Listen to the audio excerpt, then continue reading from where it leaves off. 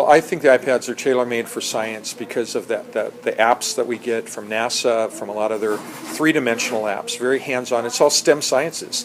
We did something yesterday where it was robotics, and it's all STEM, it's all engineering, and that's where we're heading with it. I'm excited. I don't understand why some teachers would be afraid of using this, because for science, the capabilities are just endless with it. It's engaging. We can not only use the photography tools in this, but it's the apps that we have.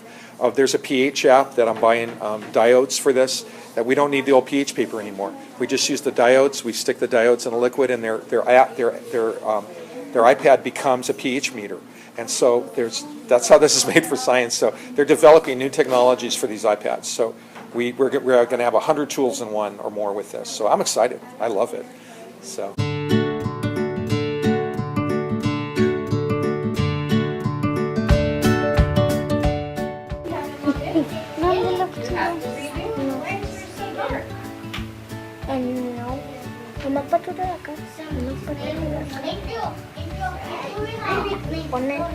Pon allí esto en storage y copias ahí WPG.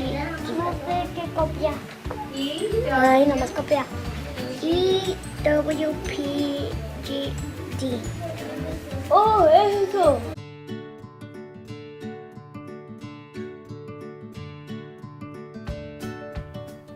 My experience with the iPads was pretty good. We used it for many things, such as math problems. We used it for the daily warm-up. We used it for projects. And we just used it for many other things. Very valuable. It's simple to use. You have access to so much information from the internet, Google, Yahoo, Bing, and Wikipedia, and other professional websites. It's super easy to get some pretty valuable information. The project was to kind of recreate the school for the 21st century with modern technology. So we used an app called Magic Plan to kind of make the blueprint of the school. And we used it. I really liked the app because it was a way to see in real time how your school would look. And it would tell you if something is too big or too small. And it would suggest recommendations of how to fix it.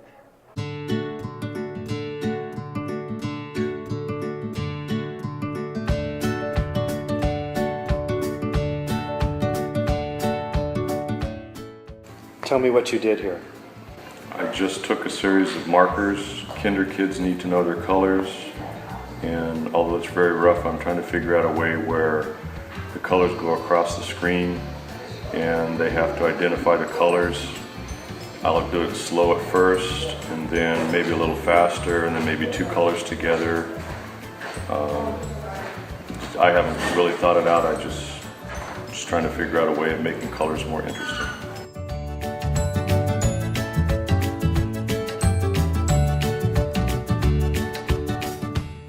Hi, I am Joseph. I'm a 7th grader at Kauai Desert Academy, and I'm an Apple genius. At Kauai Desert Academy in California, there's something special going on in Mr. Richardson's class. Mr. Richardson is our wonderful music teacher, but he is also something else. He's our Apple genius teacher. You see, Mr. Richardson has a lot of experience with computers.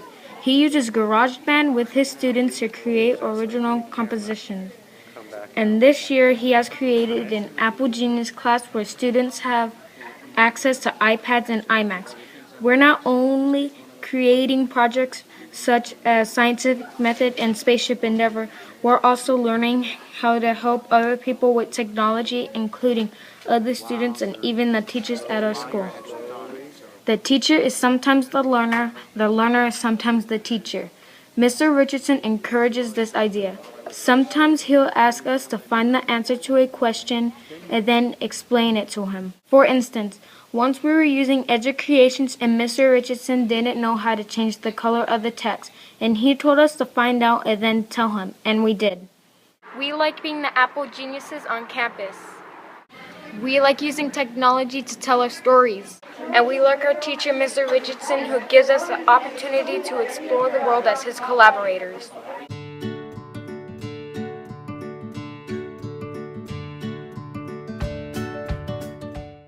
Yeah, hello, Jesus Rosas. I am a PE teacher, 9th grade PE teacher at Coachella Valley High School.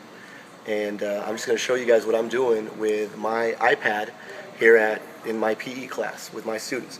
Now what I do is I use the program, the app Numbers, and I use this one here that I'm using is I use it for the fitnessgram test that they're taking, each student is taking, and so I've put every mile, height, weight, their scores for the curl-ups, push-up tests, sit and reach, for every single one of my periods. This is my second period class. I have them all labeled by period, and all of my student scores are entered onto the iPad.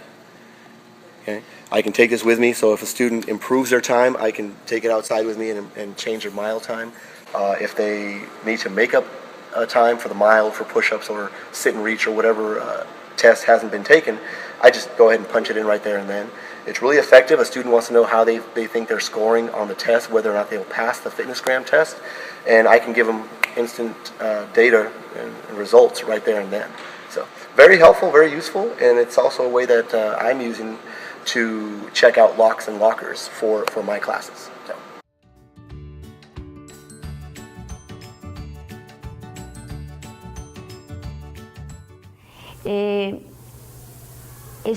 Para mí es muy importante esta tecnología que ha llegado a la edad de mi hija. Es una tecnología que esperábamos desde que yo estaba en la elementaria. Desgraciadamente no la pude tener yo, pero sí me hubiera gustado haberla tenido.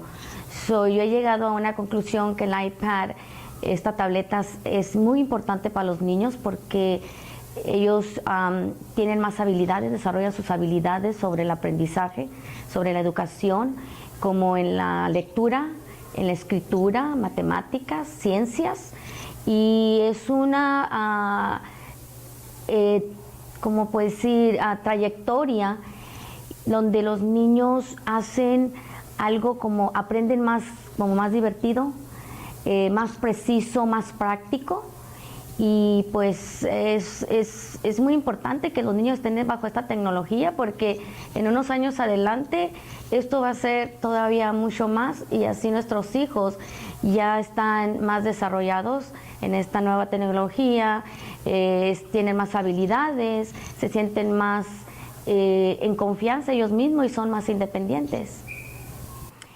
Mi niña me ha hecho comentarios, hemos platicado que ella se siente feliz porque se ha como desarrollado más su mentalidad, sus pensamientos.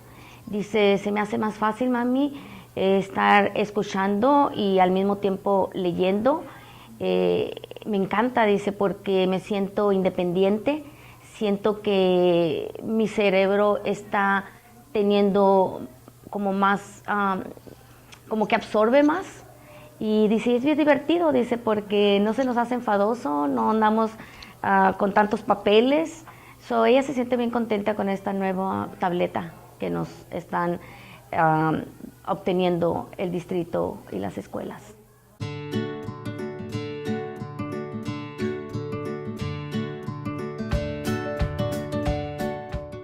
As we move to the more 21st century skills, we move towards 21st century learning. Our Common Core is requiring that our students are college and career ready. And some of the things that our students are learning are things that that people are learning within the business world. For example, our second graders understand the use of a cloud and how they save their things in clouds. They understand the social learning systems like Edmodo, where they take surveys, they take tests, and get instantaneous information. Those types of things just excel the learning.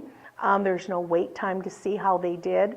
Our fourth graders are working on things like gamification, where gamification are types of game actions that help in collaboration, help in attaining engagement in game type behaviors for our students, but it's actual learning. And these are some of the things that corporate America is actually doing, especially in the marketing area. And these are things that our fourth graders are doing. What iPads bring to the table are a couple of things. The first thing that comes to mind is differentiated instruction. You know, it doesn't matter how good of a teacher you are, you never have enough time to differentiate instruction without iPads. And if you do, it's because you're spending a lot of time planning. What the iPad does is it facilitates that for you. When you use programs like eSolutions, when you bring in programs like Ticket to Read, iExcel, even basic keyboarding practice for them, every single student is at a different level. And so the iPad, what the iPad does is it meets every single student at their level, and without you having to do much work in the background. The other thing that it does is it creates an opportunity for teachers to access this vast amount of resources that are out there on the internet free, you know. And so what it does is it's kind of like what some of the Apple spokespeople have said, is that as an educator, we're no longer the sage on the stage, but more so the facilitators of information. So we take whatever standards that are pertinent to our grade level, and we find resources that are already out there, and we navigate our students towards that.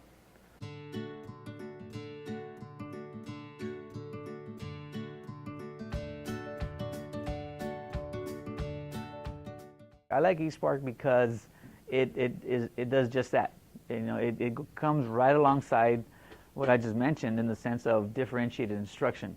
With eSpark, every single student has a particular goal that they're working towards, and that goal is at their level, independent of grade. So if we have some students that are that they're entering 4th grade, but they still need some scaffolding at a 3rd grade level, eSpark produces a program for them that's specific to them that meets their needs.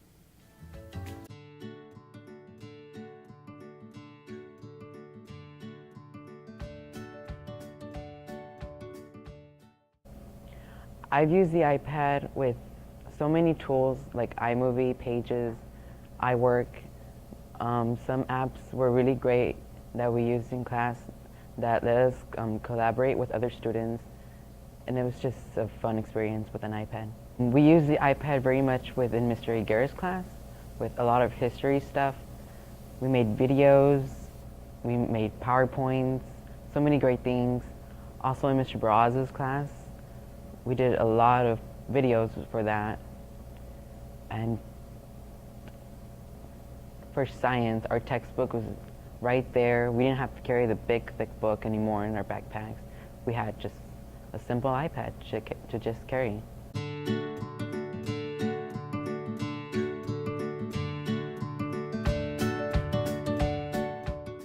iPads in my classroom have virtually replaced textbooks. I started 6th grade 3 years ago, and I had one laptop and no technology other than that.